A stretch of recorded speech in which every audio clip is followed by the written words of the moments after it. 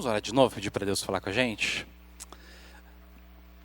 Pai, eu também peço a Deus, Senhor, fale com cada um de nós, ilumine a nossa mente, a Deus, nosso espírito, para a gente entender Tua palavra que vai ser lida daqui a pouco. Que o Senhor fale conosco, a Deus, que o Senhor nos abençoe nessa manhã, em nome de Jesus, ó Pai. Amém. Bom, a gente está nessa jornada do Advento, né? Hoje é o terceiro domingo do Advento. Esse momento que a gente olha para a primeira vinda de Jesus, a primeira vinda do Messias, com toda a expectativa que havia no povo de Israel, desse Messias, esse rei que ia vir, né, para mudar as coisas. E a gente olha então para essa primeira vinda, lembrando que ele vem uma vez, ele vem em fraqueza, ele vem de uma maneira humilde, mas um dia ele vai voltar, e ele vai voltar em poder, ele vai voltar em glória. Então a primeira vinda sempre lembra a gente da segunda vinda dele. E isso convida então nós, né, a nos prepararmos sempre, né, continuamente para essa vinda. Então o nosso tema é quando tudo muda, porque quando o Messias vem, ele transforma as coisas. Ele transformou da primeira vez, ele continua transformando, e ele vai transformar em definitivo quando ele vier essa segunda vez. Então, para isso, a gente está olhando para o profeta Isaías, que é o profeta, um dos profetas que mais falou da vinda desse rei, né? E hoje a gente vai olhar para dois capítulos de Isaías, capítulo 34 e capítulo 35. Então, o 34 a gente vai ler alguns pedaços, alguns trechos, está aí na tua liturgia, e depois a gente vai ler o 35 também mais para frente. E assim, eu antecipo que são capítulos que se fala, o profeta fala, ele usa uma metáfora, que é o deserto. Então ele fala que Deus transforma a terra num deserto, e depois, no capítulo 34, depois ele fala que Deus transforma esse deserto, né? Ele muda esse deserto. Então pensando nisso, a gente vai olhar para três perspectivas. Primeiro eu quero pensar com vocês o significado do deserto. Depois a gente vai falar sobre como nós sobrevivemos ao deserto. E em último lugar, o que transforma o deserto. Então, em primeiro lugar, o significado do deserto. Como eu disse, Isaías 35, ele precisa ser lido junto com Isaías 34. A princípio eu ia pregar só Isaías 35, mas conforme eu fui estudando, eu percebi que não tinha como falar de um capítulo sem falar do outro, porque eles são um par, né? E eles pertencem, eu já falei isso no primeiro domingo do Advento, a esse bloco do livro de Isaías que vai do capítulo 1 até o capítulo 39, esse primeiro bloco, onde tem um monte de palavras de exortações, né, de promessas de juízo, promessas de castigo de Deus, se o povo não mudasse, se o povo não se arrependesse. Então, esse capítulo está inserido nesse bloco. Então, o capítulo 34 são bem essas palavras de Deus chamando, olha, eu cansei, agora eu vou derramar o meu juízo. Só que o alvo no capítulo 34 é Edom. E quem é Edom? Edom é um povo, né? Um povo aparentado do povo de Israel. Eu não sei se vocês se lembram ali da história, né, tipo, do Antigo Testamento, mas Edom é um dos nomes de Esaú. E Esaú é o irmão gêmeo de Jacó, que vira Israel. Então, Edom e Israel são irmãos gêmeos, né? São dois, e viraram dois povos, duas nações, que são aparentadas.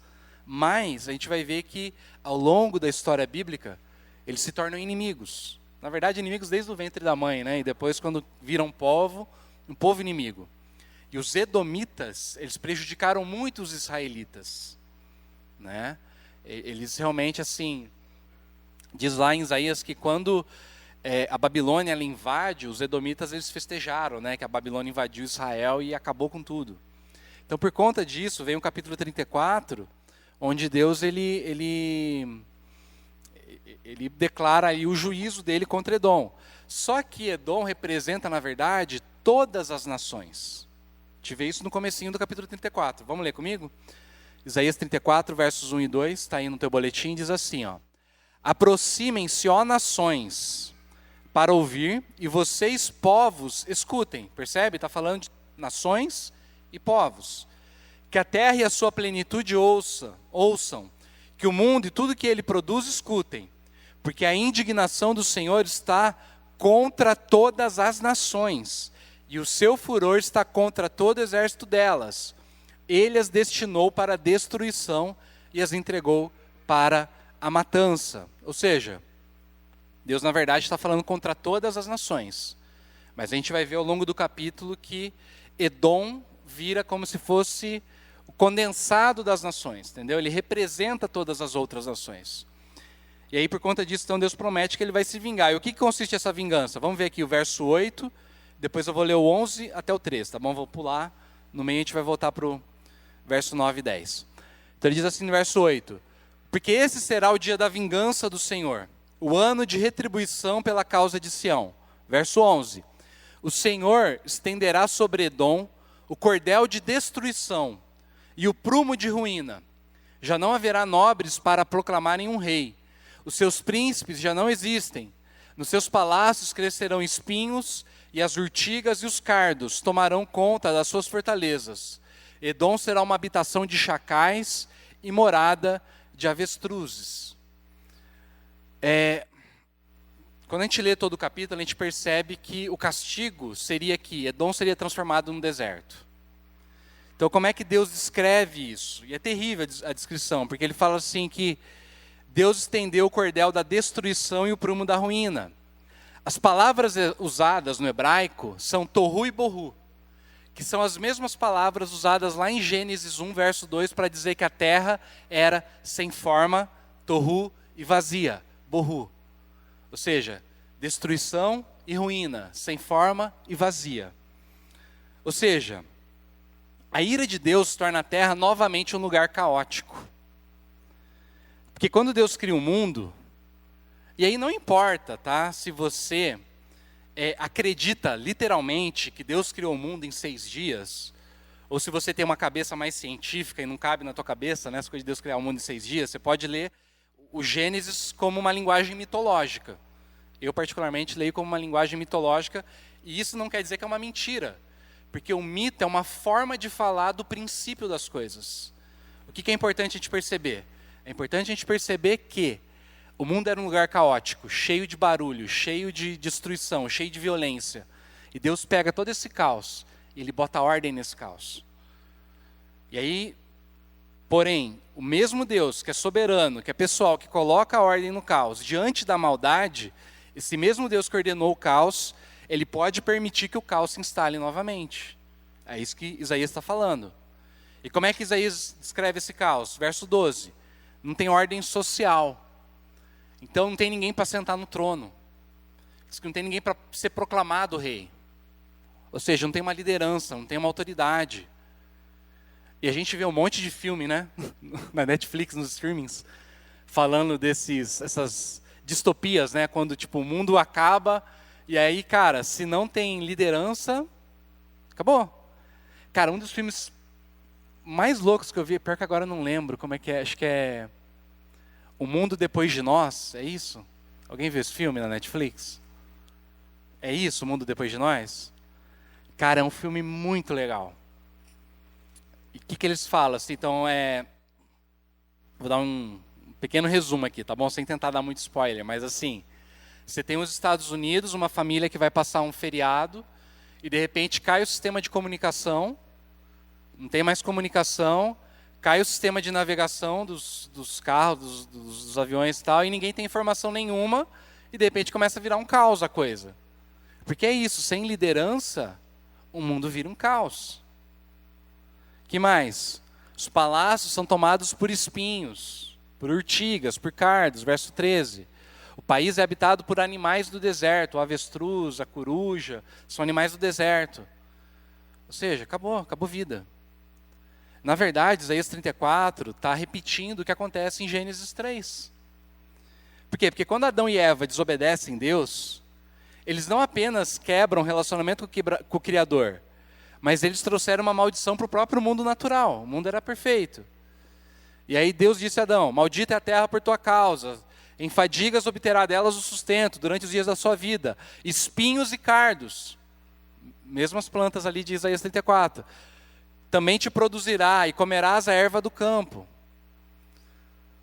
O Éden, que era um lugar de abundância, de prazer, agora se torna um ambiente hostil, onde o homem enfrenta dificuldades, espinhos, trabalho árduo.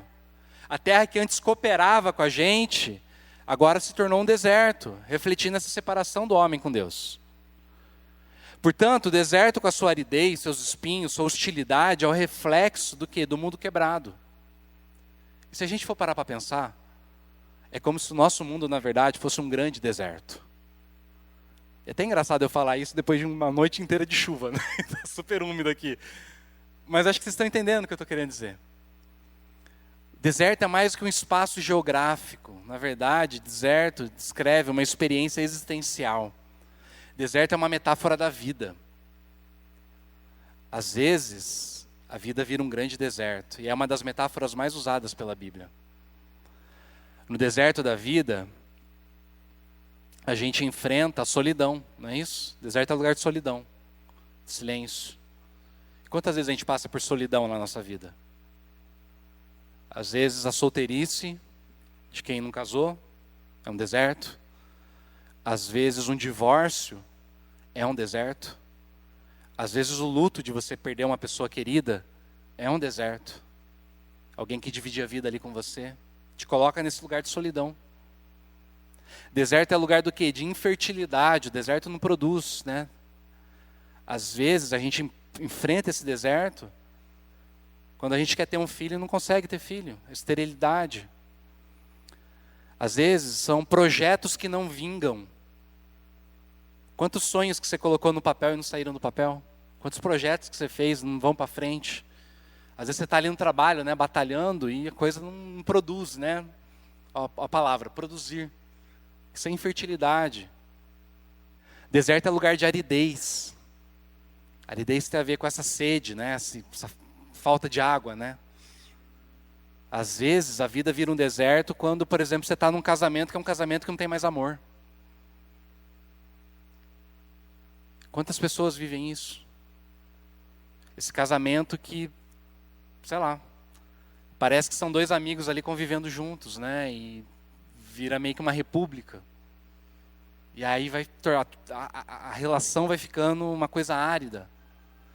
Às vezes é o trabalho improdutivo. Esse trabalho que não vai para frente, que não vinga. Às vezes a escassez de dinheiro. Deserto também é um lugar que é um lugar de hostil, né? Tem muitos animais perigosos no deserto. Não é isso? Principalmente os pequenos. Escorpião, aranha, cobra. Não à toa que os pais do deserto, né, que eram aqueles monges que iam para o deserto, muitas vezes eles...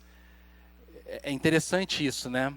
Tem algumas histórias, alguns relatos que falam que eles, enquanto esses monges oravam, diz que os demônios apareciam para eles através de animais peçonhentos. Ou seja, tem a ver com essa coisa de você estar num ambiente onde parece que as pessoas estão contra você. Às vezes a gente tem inimigo na vida. Você não fez nada para a pessoa e a pessoa não vai com a tua cara e a pessoa torna a tua vida um inferno. Tem a questão social ainda, né? Que às vezes o fato de você, sei lá, ser de determinado jeito, ou ter determinada característica, faz com que as pessoas te olhem de um jeito hostil. Se você for mulher, se você for negro, se você for gay, parece que o ambiente é contra você.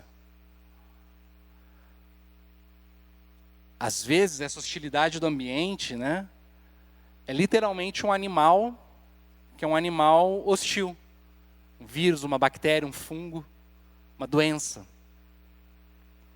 Às vezes a gente vive o deserto, a gente experiencia essa sensação de tristeza, porque no deserto a gente tem muitas vezes a sensação que Deus abandonou a gente. E se a gente sente que Deus nos abandonou, a gente acaba ficando triste. Não é à toa que Jesus ficou 40 dias no deserto. E ele tem essa sensação de abandono. E a gente, quando está no deserto da vida, muitas vezes nós passamos por essa sensação também. Ou seja, no deserto da vida, você não consegue viver. Você só consegue sobreviver. Isso me leva ao segundo ponto. Como sobrevivemos ao deserto? Não é interessante que todas as civilizações humanas nascem dessa tentativa nossa de sobreviver ao deserto? Pensa bem. Desde a primeira cidade, que foi Caim que criou, passando pelos jardins suspensos da Babilônia, chegando até os dias de hoje, né, como a gente tem, por exemplo, a cidade de Matarazzo, em São Paulo. Toda a criação cultural humana é uma tentativa de sobreviver ao deserto. Toda a produção cultural humana é essa tentativa de superar o deserto. Então, por exemplo, para lidar com a solidão do deserto, a gente inventou o entretenimento. Festas, passeios, shows, jogos, viagens, fofoca, filmes, série, livros, histórias. O que é isso? O entretenimento, ele é essa tentativa nossa de acabar com a solidão. Agora, o problema não está no entretenimento em si, o problema é que a gente muitas vezes usa o entretenimento para amortecer a nossa consciência. O filósofo Byung-Chul Han, que é aquele coreano que vive na Alemanha, ele tem um livro que chama Bom Entretenimento. E um dos capítulos desse livro, eu vou ler aqui um resuminho do capítulo, tá bom? O cara fala assim, ó. Influenciado por Heidegger, Byung-Chul Han descreve a paixão como um confronto com a mortalidade e a autenticidade da existência, enquanto o entretenimento é visto como uma forma de fuga frente à morte, uma fuga da realidade. A paixão está ligada ao futuro, à transcendência, enquanto o entretenimento se ancora no presente, mantendo o ser em uma sensação de familiaridade e superficialidade. Deixa eu comentar, né? O que o entretenimento faz com a gente? O entretenimento faz a gente ficar preso no que está acontecendo agora. Então, você está vendo um filme, você está assistindo uma série, você não pensa no futuro, você não pensa na morte, não é isso? Eu e a Paula, por exemplo, a gente gosta de ver série, né, à noite, e a gente sempre gosta assim, de pegar uma série à noite que a gente fala assim, assiste um negócio para não ter que pensar. Sabe? A gente nunca gosta de ver coisa assim muito pesada, muito... Não, vamos ver uma coisinha leve, uma coisinha boba para não ter que pensar. Porque é exatamente esse cara, não estou afim, sabe? Tipo, o dia já foi pesado já. Não quero pensar. A paixão está ligada, mantendo então a familiaridade na superficialidade. No entretenimento, a existência perde o seu fardo, afastando-se da profundidade do ser como paixão, tornando-se como uma experiência mais leve e imediata, mas desconectada da transcendência. Então que o Han fala assim, que a vida ela é pesada. A vida tem fardo. Para tudo. Sei lá, aí o Heidegger, por exemplo, né, que era o filósofo, ele fala que ele vai para as montanhas lá na neve para poder pensar e escrever, trabalhar. Só que o fato dele estar lá, tipo, desconectado de tudo, ao mesmo tempo conecta ele com o presente, com aquilo que, não só com o presente, mas com a vida concreta. Então ele sente o frio, né? Ele sente a fome, sabe? Tipo, ele tem que lidar ali com a natureza, entendeu? Então, o entretenimento tira a gente disso tudo. Não é à toa que você vai para o shopping, por exemplo, e é tudo climatizado, não é? É diferente você ir passear no shopping e você ir passear no centro da cidade. No centro da cidade você tem que lidar com o calor, você tem que lidar com o sol. Por que quando a gente está no shopping a gente perde a noção de tempo? Percebe? Porque tira a gente da realidade. Ou seja, o entretenimento funciona como uma espécie de analgésico, entorpecente, que dessensibiliza a gente diante da concretude da existência. Então uma coisa é você ficar assistindo, por exemplo, o povo brigando no BBB. Outra coisa é você ter que participar de uma reunião de condomínio. E o povo está brigando e às vezes é você que está brigando de verdade. Não é isso? Ninguém quer participar de reunião de condomínio. Mas todo mundo quer ver o pau quebrando no BBB. Uma coisa é você assistir o Ed Murphy, dar um monte de tiro, né? Vendo um Tiro da Pesada 4. E outra coisa é você ter que lidar com um monte de notícia de bala perdida da polícia. Outra coisa é você ter que lidar com o abuso de força, muitas vezes da força policial. Então é melhor ver tiro na TV do que ver esse negócio de verdade. Essa é uma forma da gente sobreviver ao deserto. Entretenimento.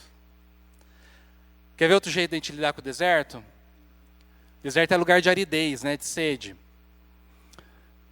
A aridez do deserto nos vem falar dessa sede, do desejo de ser preenchido, da escassez, da necessidade, da falta, do vazio. No mundo contemporâneo, a gente lida com essa aridez como? Consumindo cada vez mais. A avidez do nosso consumismo não passa de uma tentativa frustrada de tentar tapar a falta. Pense nas vezes que você comprou uma coisa e depois se arrependeu. Provavelmente você estava se sentindo entediado, estressado, ansioso, solitário. Você comprou só para tapar essa sensação. Tem um sociólogo chamado Joe Carroll, tem uma citação dele, está aí no, se quiser ler comigo. Ele diz assim, ó, falando sobre o nosso consumismo. A índole dessa sociedade proclama: caso esteja se sentindo mal, coma. O reflexo consumista é melancólico, supondo que o mal-estar adquire a forma de se sentir vazio, frio, deprimido, com necessidade de se encher de coisas quentes, ricas, vitais. Claro que não precisa ser comida, como na canção dos Beatles, sinto-me feliz por dentro, feel happy inside. Suntuoso é o caminho para a salvação. Consuma e sinta-se bem. Há também a inquietude, a mania de mudanças constantes, de movimento e de diversidade. Ficar sentado, parado é a morte. O consumismo é assim o análogo social da psicopatologia da depressão, com seus sintomas gêmeos em choque, o nervosismo e a insônia.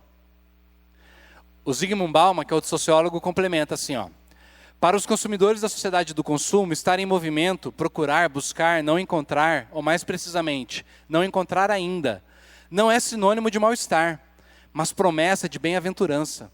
Talvez a própria bem-aventurança. Seu tipo de viagem esperançosa faz da chegada uma maldição.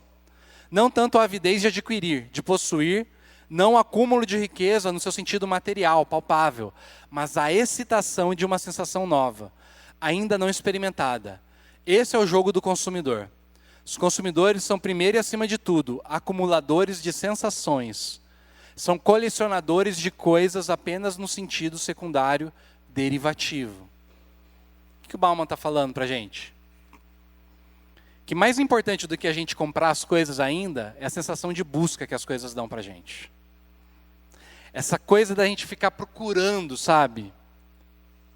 Se eu pedir para vocês abrirem agora, o carrinho de vocês da Shopee, do Mercado Livre, eu aposto que está cheio de coisa que vocês procuraram e jogaram lá no carrinho, não é? Porque a gente tem essa coisa de ficar... A minha mulher me olhando aqui, ó, de canto de olho. Porque a gente tem essa coisa de ficar buscando, de ficar procurando. O que é isso? É a sensação de vazio. Eu tenho quase certeza que você enche teu carrinho de compra da Shopee ou do Mercado Livre, quando você está no meio do teu trabalho, que está muito chato, muito estressante, muito insatisfatório, muito árido. E aí você fala assim, preciso de um refrigério. O que você faz? Você vai procurar alguma coisa para comprar. Você pode até não comprar essa coisa, mas você percebe como que a gente está lidando com a sensação de deserto? E eu podia falar aqui das outras coisas, né? Eu podia falar de como a gente lida com a infertilidade do deserto, tentando ser produtivo ao extremo. Isso vai gerar a sociedade do cansaço, que o Byung-Chul Han fala. Eu poderia falar como a gente lida com a hostilidade do ambiente, essa coisa de ter sempre alguém que é inimigo nosso, a gente tentando agradar todo mundo. E aí tem a síndrome da boazinha, ou a síndrome do impostor, que é essa coisa de você querer estar sempre agradando todo mundo. Eu poderia falar de como a gente lida com a sensação de tristeza do deserto, tentando ao máximo ser positivo, vibrar coisas boas, né? Que tem falado muito dessa positividade tóxica. Mas eu acho que já deu para a gente entender que toda tentativa nossa de sobreviver ao deserto, no final das contas, é falha, é precária, é fadada ao fracasso. Não preenche o deserto. Não tira a gente do deserto. Então, de que maneira que a gente pode, de fato, sobreviver ao deserto? Na verdade, você não consegue sobreviver ao deserto. A única esperança que a gente tem é que o nosso deserto seja transformado. E esse é meu terceiro ponto. O que transforma o deserto? Vamos ler Isaías 35? Carol, você pode ler para a gente? Texto bíblico? O deserto e a terra seca se alegrarão. O ermo exultará e florescerá como o narciso. Ele se cobrirá de flores, dará gritos de alegria e exultará. Receberá a glória do Líbano, o esplendor do Carmelo e de Sarom. Eles verão a glória do Senhor, o esplendor do nosso Deus.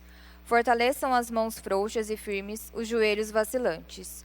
Digam aos desalentados de coração: sejam fortes, não tenham medo.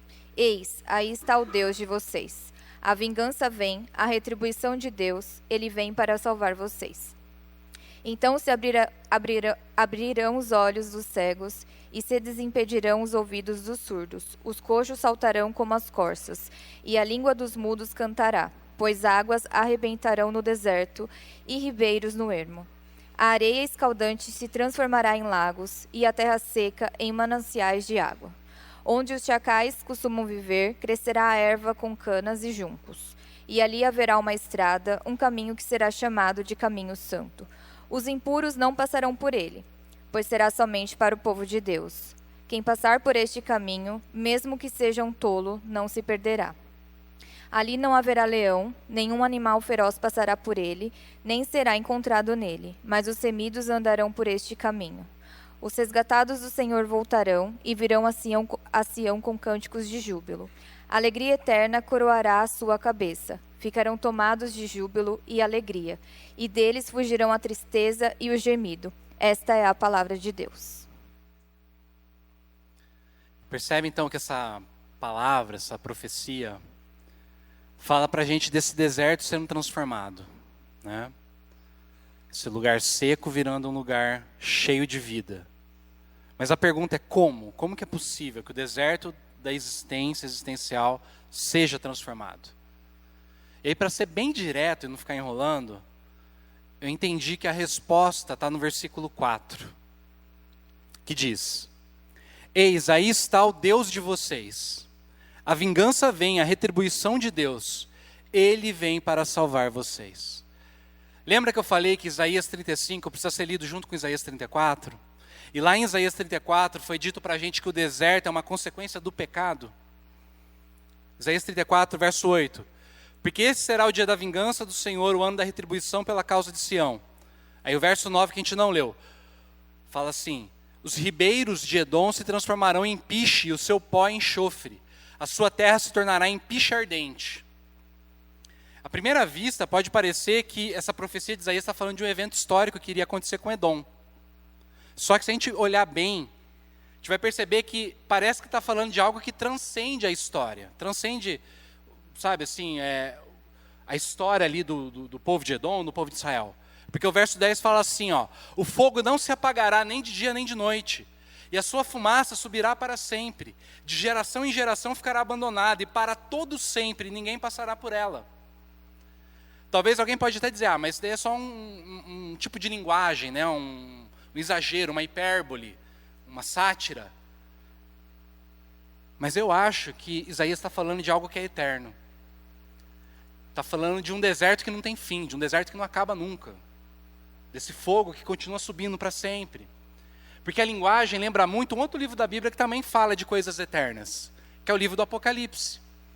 E lá em Apocalipse, no capítulo 14, depois que fala da queda da Babilônia, diz assim: também esse beberá do vinho do furor de Deus preparado, sem mistura, no cálice da sua ira, e será atormentado com fogo e enxofre, diante dos santos anjos e na presença do Cordeiro. A fumaça do seu tormento sobe para todo sempre. Eu não tenho tempo agora de explicar o Apocalipse, tá bom? Depois se quiser, lá no Spotify da igreja tem uma série inteira de Apocalipse. Eu falei da besta, falei da Babilônia, o que significa, que na verdade é um jeito de falar do Império Romano, é um jeito de falar desses sistemas de governo que oprimem a gente, mas um jeito de falar desse ambiente hostil do deserto, né? Dessas estruturas de poder que oprimem a gente. E que diante então desse castigo de Deus, né, eles vão para esse lugar onde a fumaça do tormento sobe para sempre. Está falando do inferno. Tem um capítulo lá do Spotify que eu falo só disso. Ó. Ou seja, o deserto é a consequência direta do pecado. O pecado torna a nossa vida um deserto. É o pecado que gera na nossa vida a solidão, a infertilidade, a aridez, a hostilidade, a tristeza. Portanto, para o deserto ser transformado, é necessário que o pecado seja vencido. E como é que isso acontece? Verso 4. Eis aí está o Deus de vocês. A vingança vem. A retribuição de Deus. Ele vem para salvar vocês. É somente na vingança de Deus que o deserto é superado. E isso aconteceu na pessoa de Jesus. Porque Jesus, na sua vida, na sua morte, na sua ressurreição, Jesus assumiu o nosso deserto para que nós pudéssemos nos tornarmos o jardim de Deus. Deserto não é lugar de permanência na história bíblica. Deserto é sempre lugar de passagem, de peregrinação. Como é que Jesus nasce? Não tinha lugar para ele ficar. Percebe? Jesus já nasce no deserto já. A gente romantiza muito a cena da manjedoura, a cena, né, tipo da estrebaria. Mas, gente, tira o entretenimento e volta para a realidade. Vocês mães, vocês mulheres, conseguem se imaginar dando à luz num curral, no estábulo? Não tinha lugar para eles. Percebe? Jesus nasce no deserto. Nenhuma hospedaria tinha lugar. Percebe como ele começa a pegar o nosso deserto desde o nascimento dele? Ele precisa fugir para o Egito. Depois que ele nasce. Por quê? Porque o ambiente é hostil. Lembra do rei Herodes? As estruturas de poder que queriam matar ele quando ele era criança. Ele foge para o Egito.